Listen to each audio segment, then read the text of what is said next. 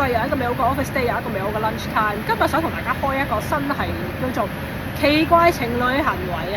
咁啊，開始越嚟越多情侶出現喺我嘅視線範圍啦。咁當然對於啲情侶而言咧，就係越嚟越多好似我呢啲咁嘅單身狗出現喺個視線範圍。右邊雀雀冇屋住，左撚住晒。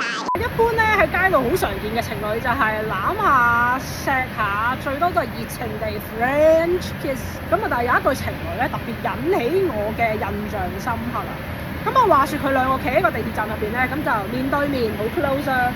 咁啊，跟住我諗緊，最多都係 kiss 下 French kiss 咁，我望下1秒鐘，佢哋竟然額頭對額頭咁樣企咗2-3分鐘，跟住然之後離開嘅時候輕輕一吻就 say goodbye。